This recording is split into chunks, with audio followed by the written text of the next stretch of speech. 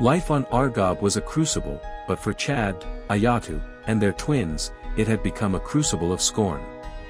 Stripped of his scientific rank, Chad toiled in the shadows of Argob's domed cities, maintaining machines alongside drones.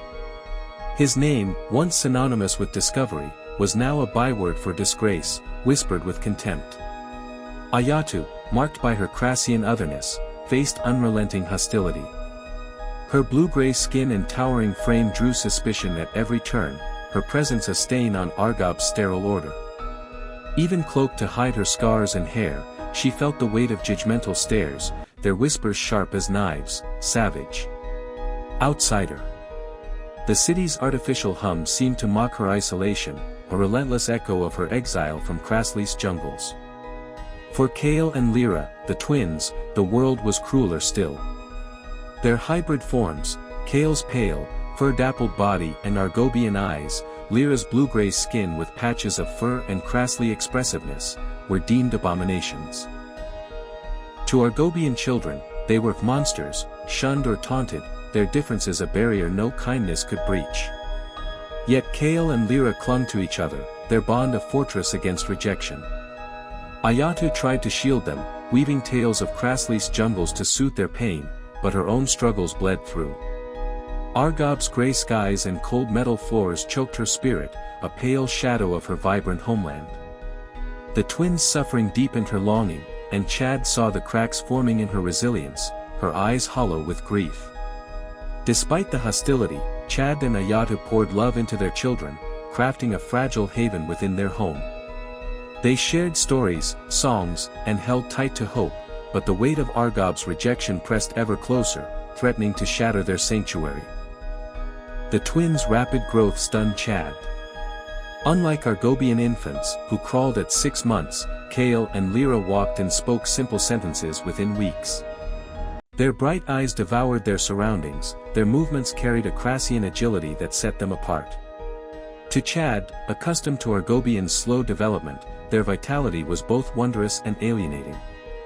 Ayatu, however, saw her people's traits reflected in their children. "It's normal for Kras," she said one evening, cradling Lyra as Kale nestled close. "Twins are sacred, and they grow fast to survive the jungle. They're like us." Chad watched, marveling at their bond with Ayatu. They clung to her, seeking comfort in a Crassian mother's warmth, a stark contrast to Argobian detachment. "They're so close to you," he said, his voice tinged with regret.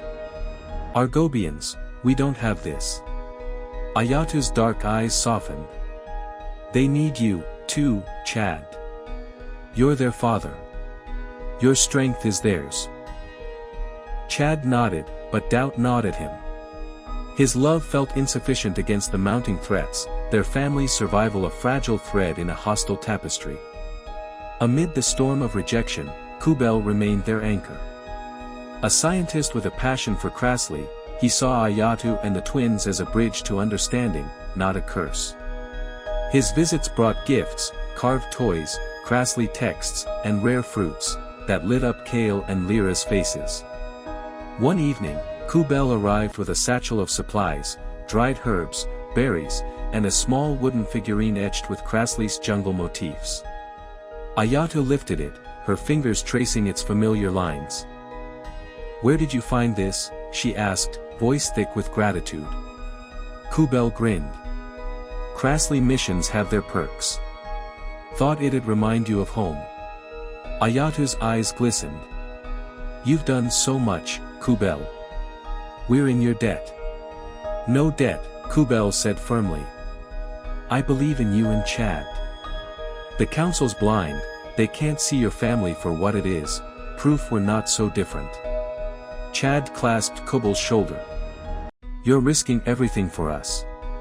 "If it comes to that, I'll stand with you," Kubel vowed.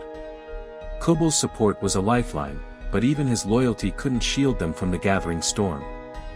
News of the twins' birth sent shockwaves through the council, their hybridity a scandal.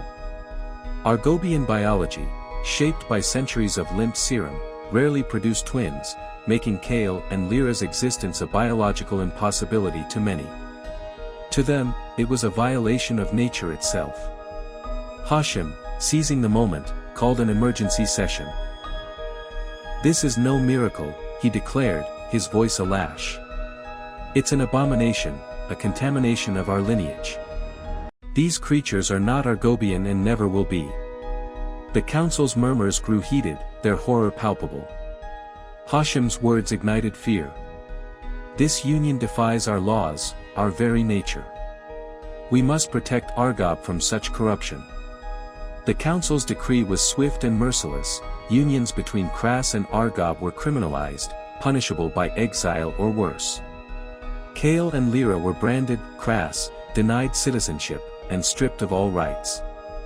The ruling wasn't just legal, it was a public shunning, a declaration that their family was unwelcome.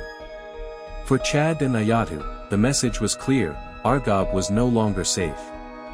The troubles they faced were only the beginning of a desperate fight for survival.